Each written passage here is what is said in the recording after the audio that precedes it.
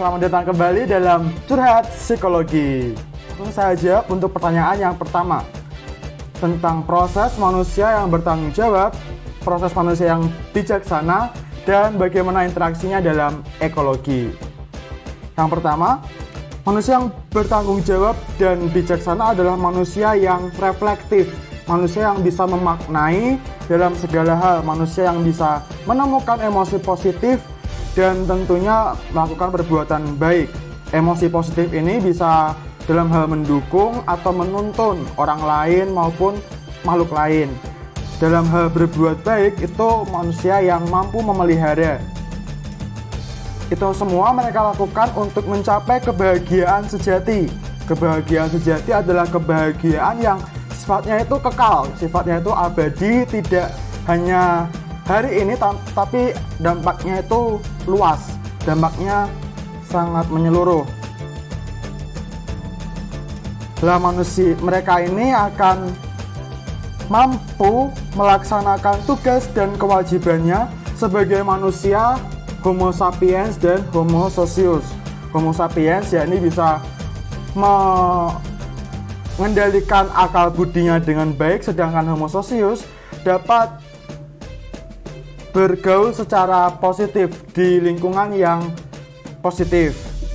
Lalu yang pertanyaan kedua, manusia yang tidak bertanggung jawab dan manusia yang tidak bijaksana adalah manusia yang terlalu reaktif dalam menanggapi sesuatu, manusia yang memiliki emosi negatif. Emosi negatif ini intinya adalah khawatir atau menyinggung perasaan orang lain.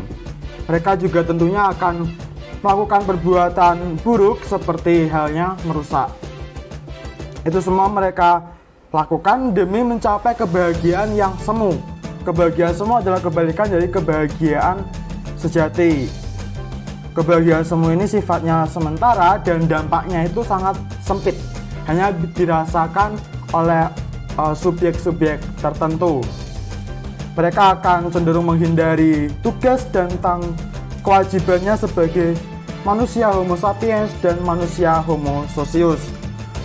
Mereka akan bertindak seperti tanda kutip binatang, dan juga mereka akan terpengaruh oleh pergaulan bebas, pergaulan yang bersifat negatif.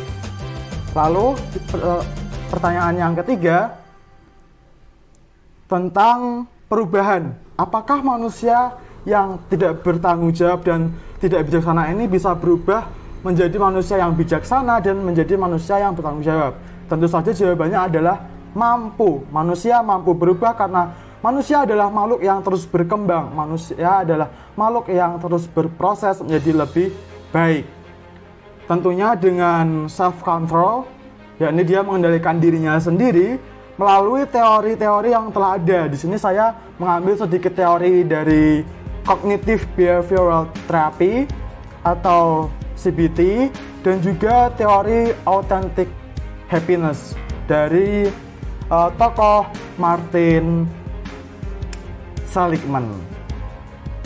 Dalam self control ini dengan teori CBT itu intinya adalah mengubah pikiran yang mampu mengubah perilaku. Jadi ketika kita berpikir untuk berubah yang lebih baik, lalu diaktualisasikan dengan perilaku, itu akan berubah. Dan juga dengan perubahan cara berpikir kita dapat mengubah perilaku, dan juga sebaliknya. Dengan mengubah perilaku kita mampu mengubah cara berpikir menjadi lebih baik. Tentu saja proses ini adalah proses yang berkelanjutan, proses yang terus-menerus atau long life learning, yakni perjalanan seumur hidup. Mereka bisa berubah, tapi entah kapan, karena kita tidak tahu, tergantung dari manusianya sendiri.